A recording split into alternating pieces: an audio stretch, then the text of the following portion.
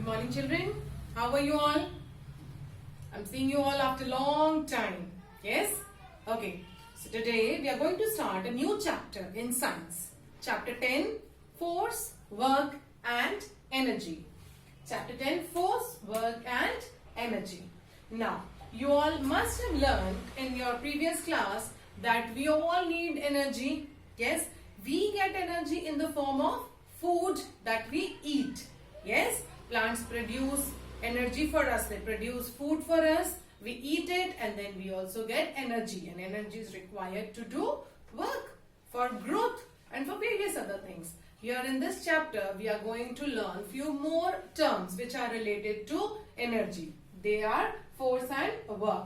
Okay. So now let's start with the first topic, force. What is basically force? Force is a push or a pull applied to an object.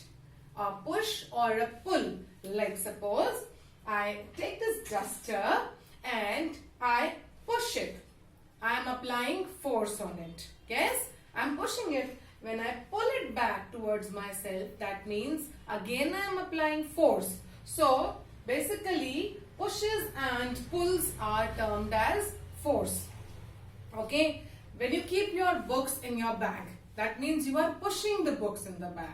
When you take out the books, your books from your bag, that means you are pulling out your books. Yes, when you open your compass box, that means you are pulling the compass box. When you take out your things, again you are applying force. Yes, so whatever we do in our daily routine, in everyday life, whatever we do actually applies some or the other type of force.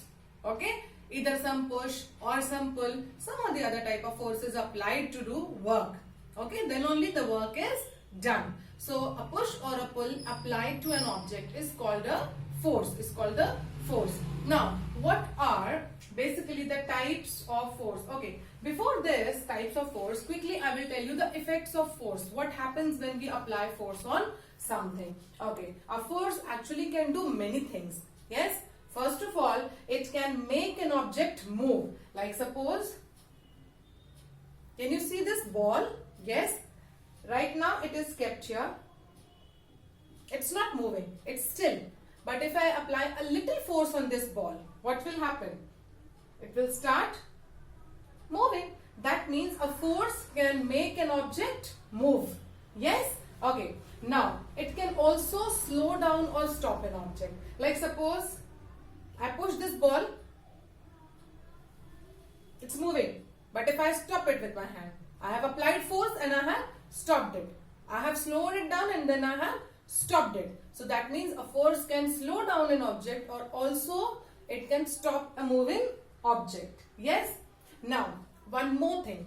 A force can change the direction of the moving object. Yes? A force can change the direction of the moving object. Like suppose what happens, see, if the ball is coming this way and I apply little force and let the ball move in different directions. Yes? So that means if I am applying force, the direction of the moving object can change. Yes? Understood?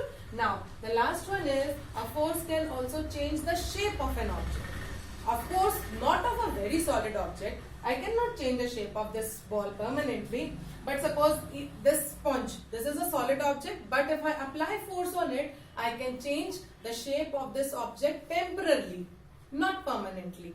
Yes? How? See, I am applying force from both the edges.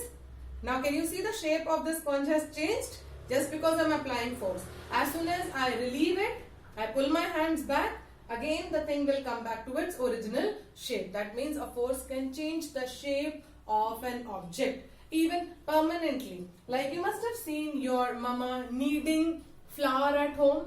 Yes? Mama atta masti hai. Yes? So when they knead flour, what do? They add some salt and water in the flour and then they apply some force. And while applying that force, that dry flour, with the help of water, it turns into a kneaded flour through which chapatis are made. So that is also applying force basically. Okay, mama is kneading it and changing the shape of that flour. So a change can make a resting object move, stop a moving object, change the direction of the moving object and even change the shape of the object.